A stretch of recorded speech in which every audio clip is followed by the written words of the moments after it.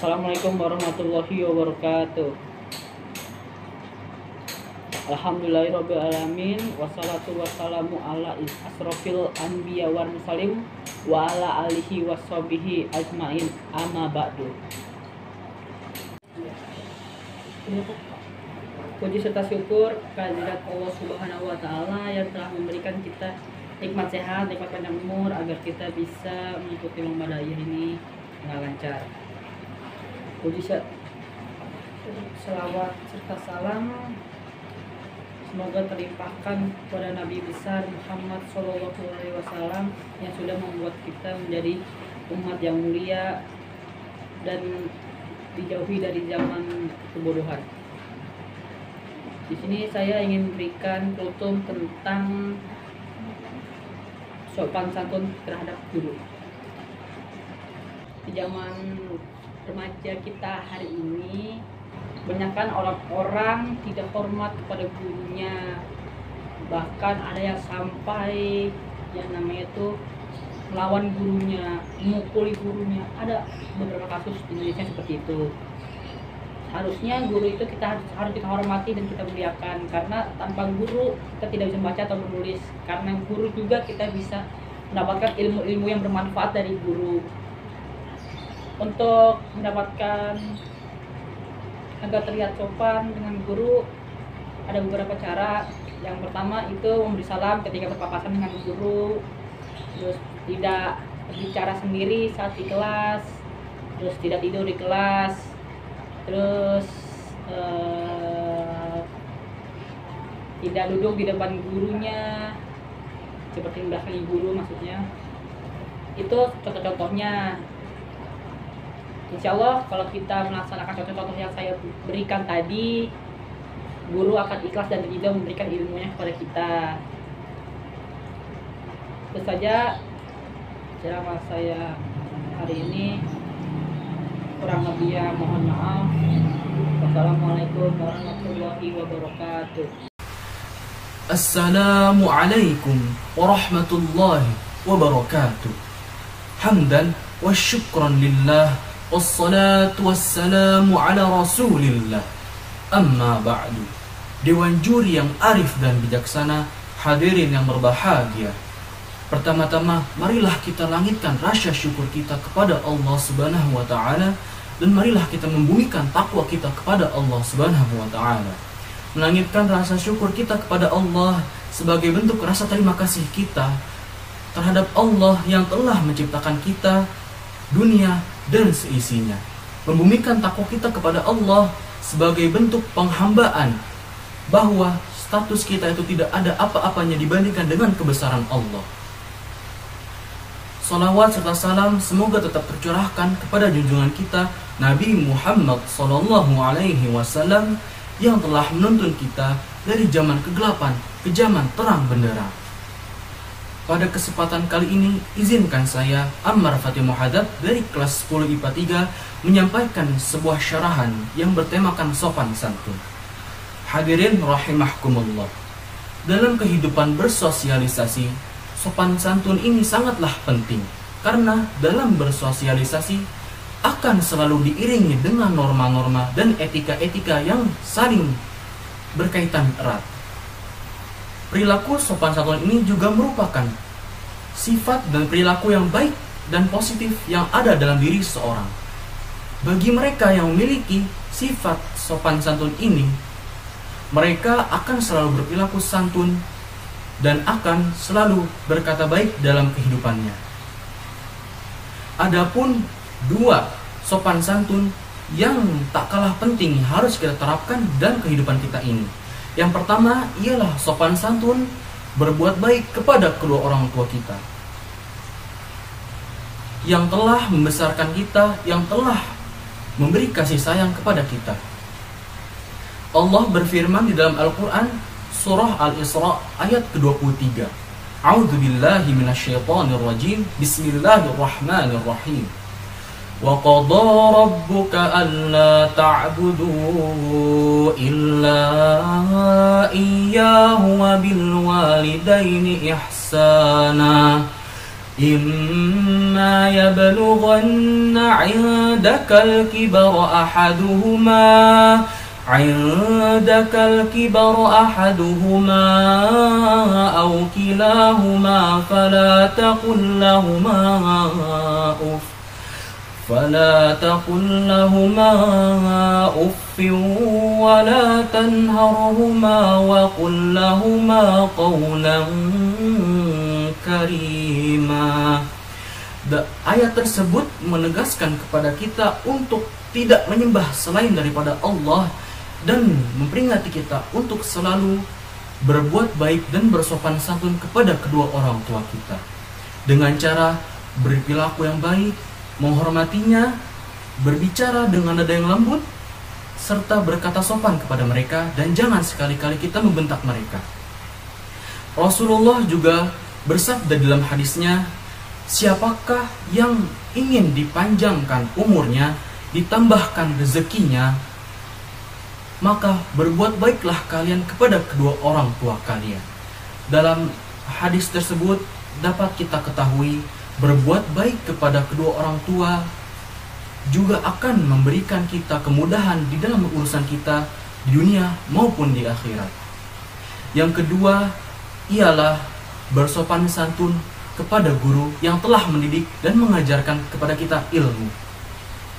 Rasulullah bersabda di dalam hadisnya, muliakanlah orang yang kamu belajar darinya, yaitu guru.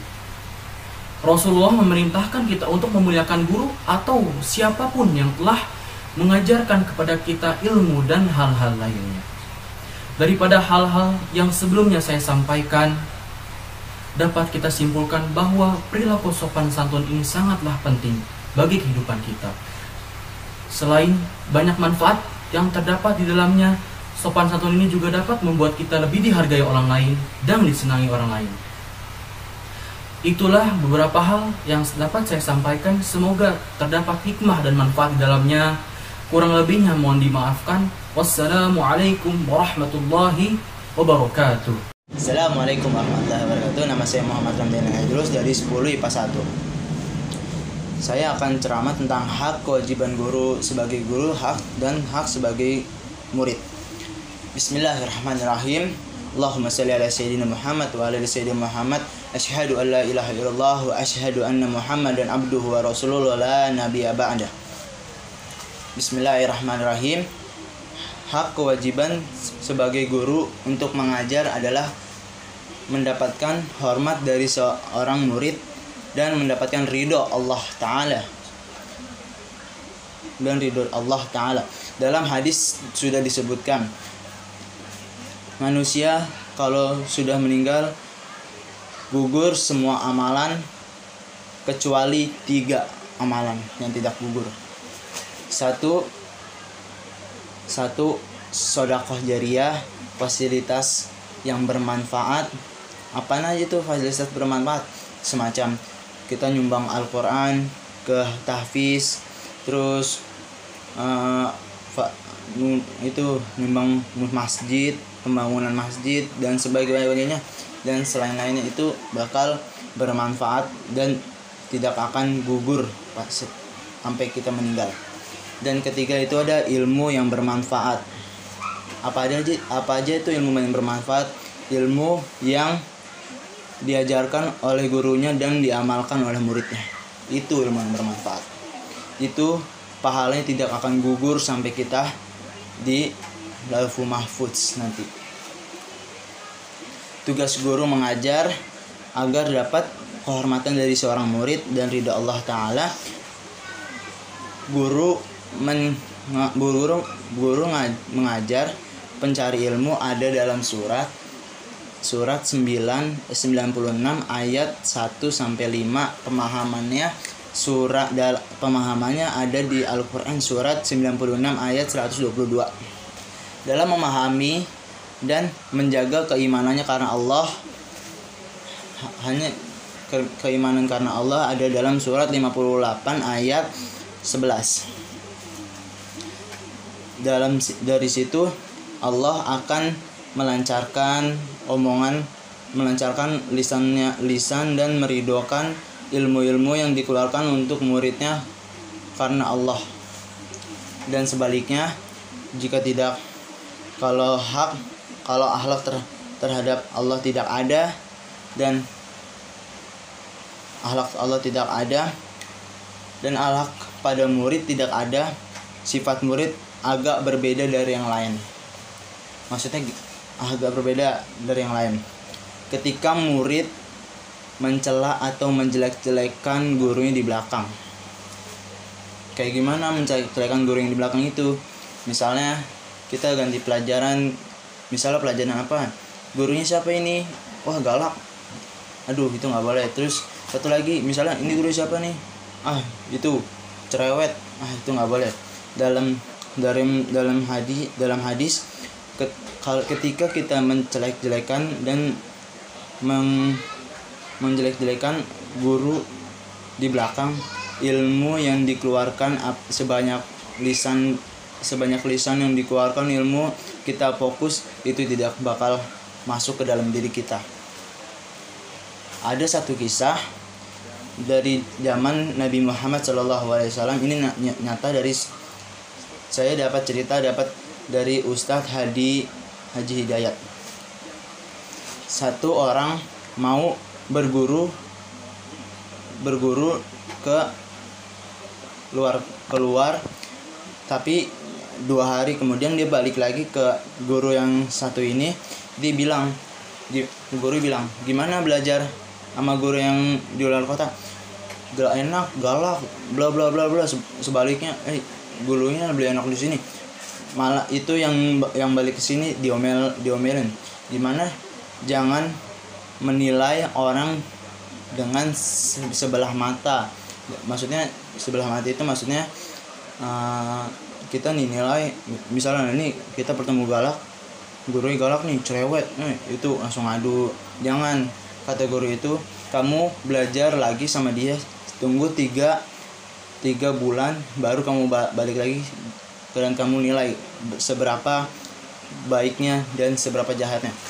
Pas di 3 bulan itu dia nggak balik, ternyata 1 tahun dia balik lagi bilang kan gurunya tuh enak, maksudnya baik gurunya itu. Makanya kita jangan nilai misalnya gurunya galak terus dia cerewet, itu nggak boleh ya teman-teman, nggak boleh, karena kita belum tahu itu dalam hati guru itu. Kita baru belajar sehari, belum kita belajar 3 bulan 3 ahad.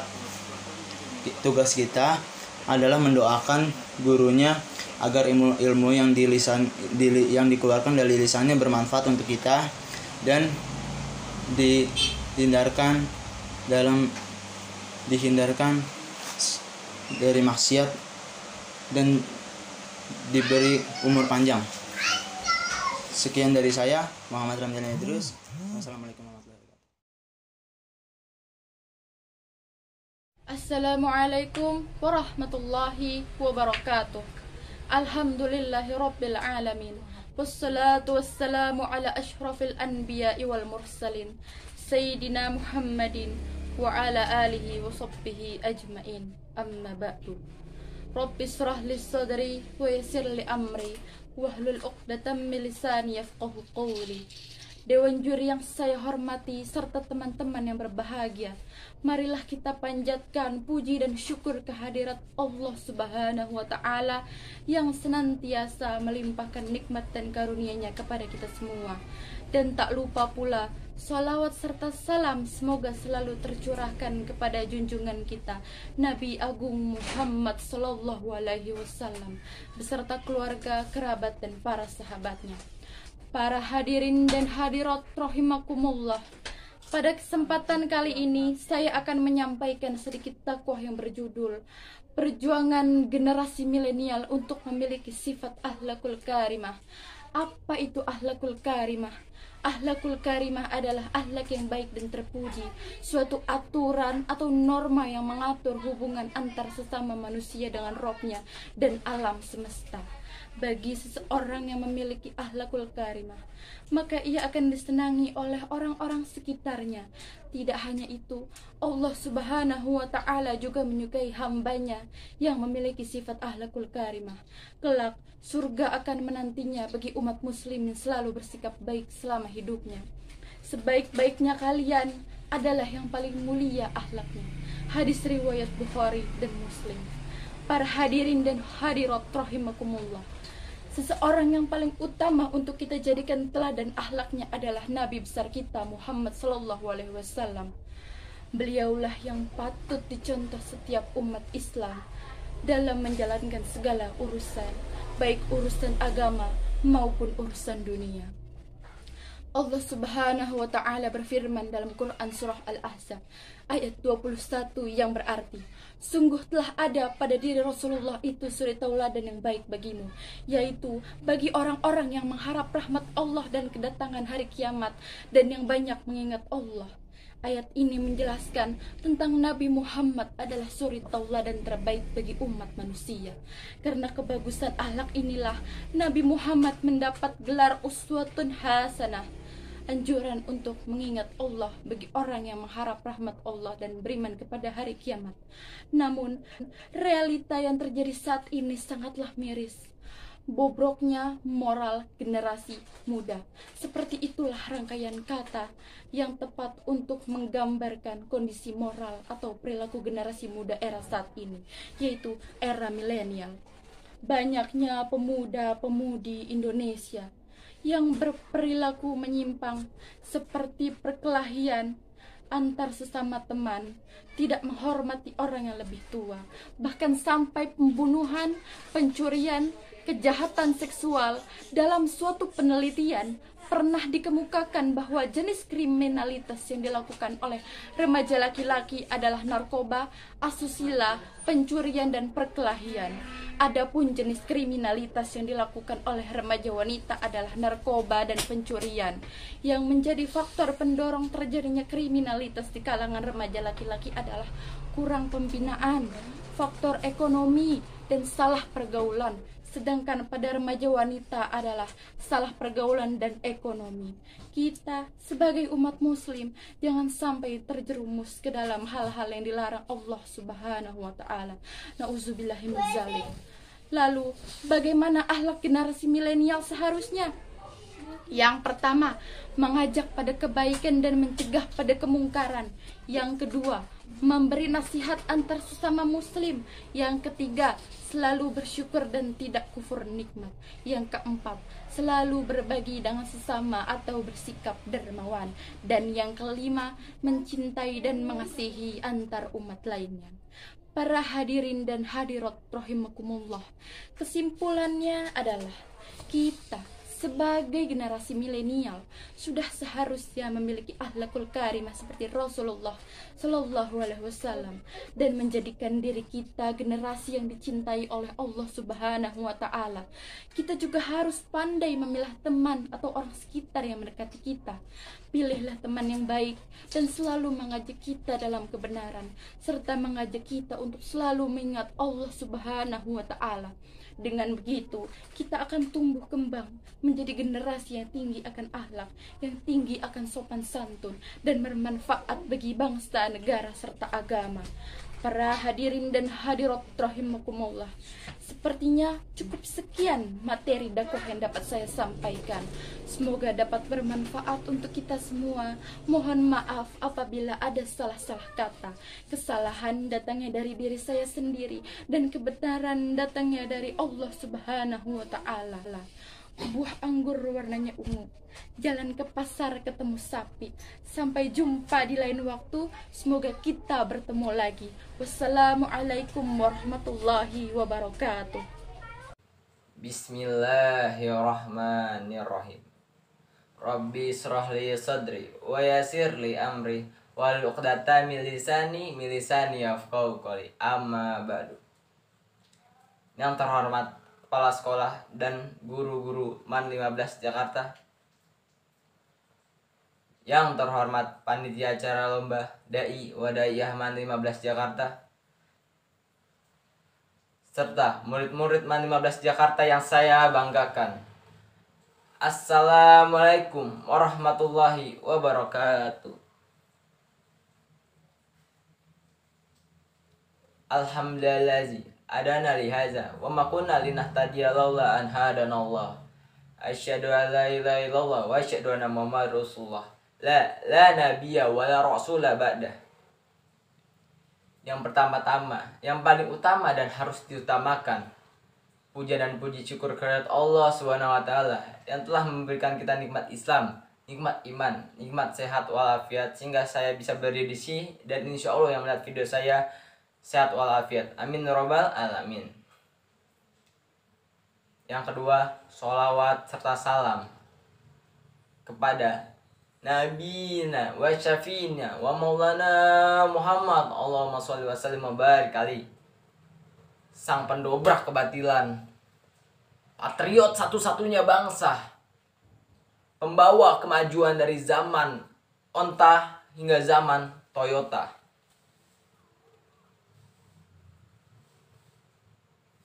Berdirinya saya di sini bukan seperti patung Liberty yang membawa obor tanpa api.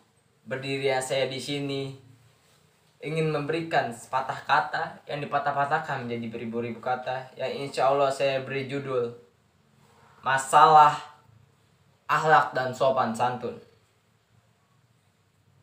Di zaman modern saat ini, di zaman yang kita menjalankan syariat Nabi besar Muhammad SAW, Allahumma sholli wa sallim wa barik alaihi.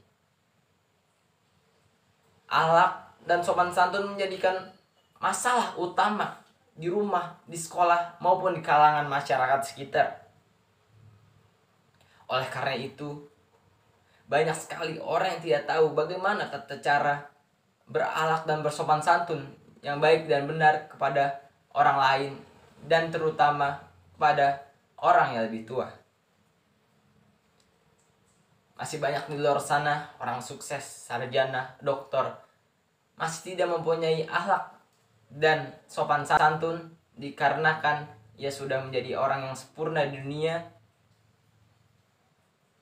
Dan Rasulullah SAW bersabda, aqrabukum minni majalisai yaumal qiyamati ahsanukum khuluqa, yang artinya di antara kalian yang paling dekat tempat duduknya dengan Rasulullah SAW pada hari kiamat kelak adalah orang yang paling baik akhlaknya.